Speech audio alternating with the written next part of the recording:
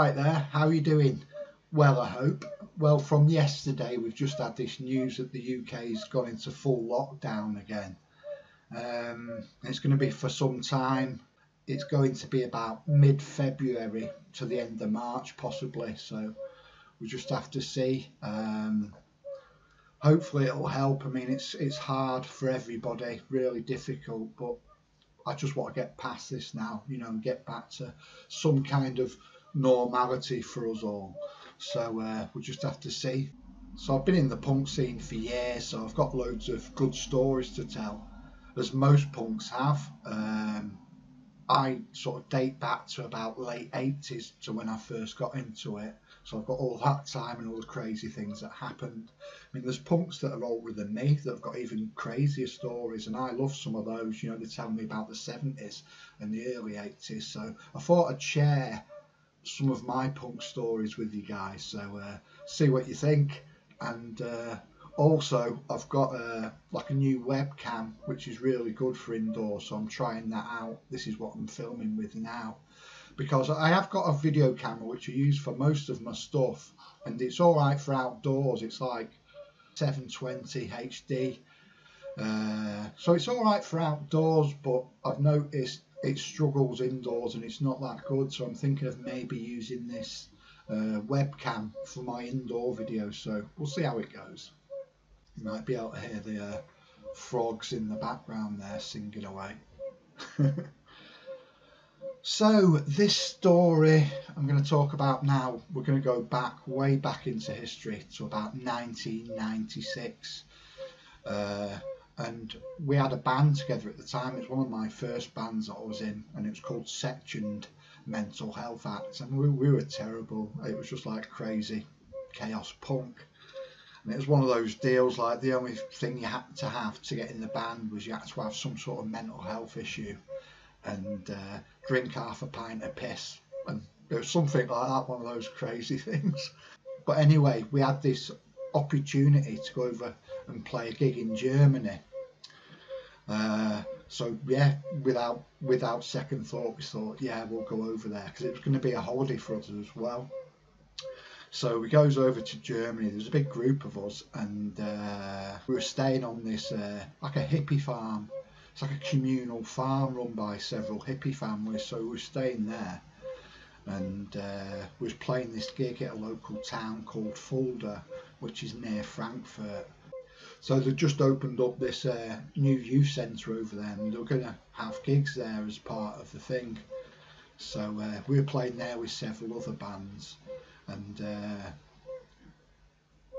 a few days before we were rehearsing, and the local radio came over, and they interviewed us on radio, on German radio, because it was a bit of a big thing. Some English punk band coming over there to do a gig, so even though we were terrible, they did this interview anyway, and we all thought it was really good, getting that kind of attention, because you know, it's not something we usually got, usually negative attention, to be honest. And one of the guys who come with us was a skinhead.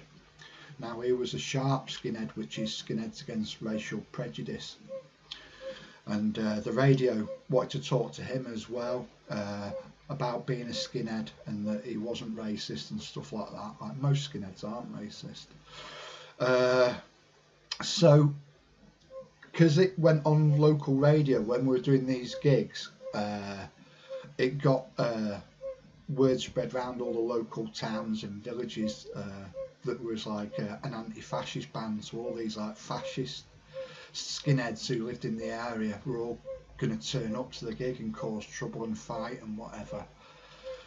So it comes to the day of the gig, we're all really drunk. I mean, what's surprising, that's all we did in those days.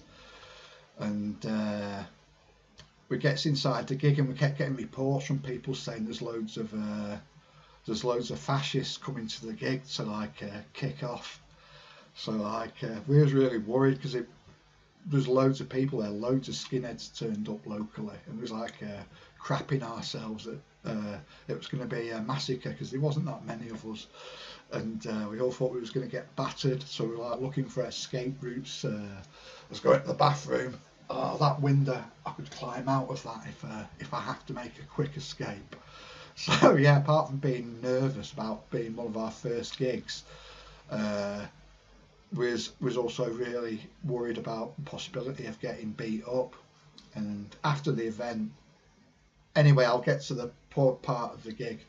So what happened is we played the gig really drunk, and saw loads of skinheads inside. I'm thinking, oh no. And then all of a sudden, this crate of beer gets put on stage, and all the skinheads had chipped in money to buy us a crate of beer.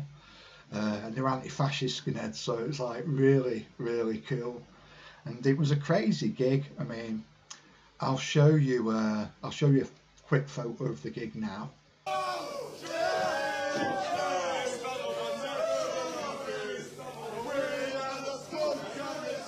And this is another photo of the band at the time.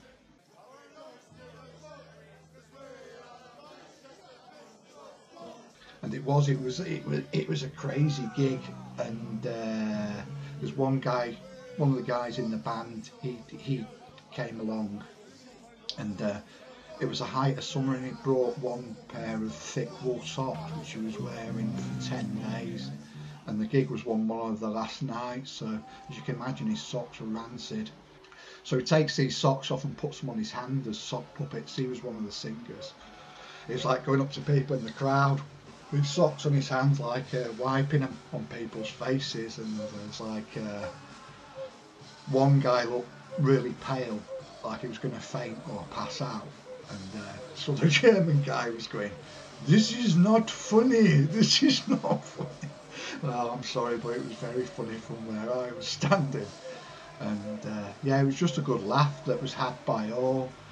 And after the gig, we found out that a load of fascists had turned up, and but the local police had come, and they'd dealt with the fascists, so they hadn't actually got into the gig in the end. And we'd heard that one of the German guys, who's a wheelchair user, who only had one leg, he was like a punk guy, he like turned up at the gate with a machete and a hammer to fight the fascists, which was like crazy. But yeah, the police dealt with them, so we didn't have to in the end, but we were still scared when we was inside that we was going to get massacred.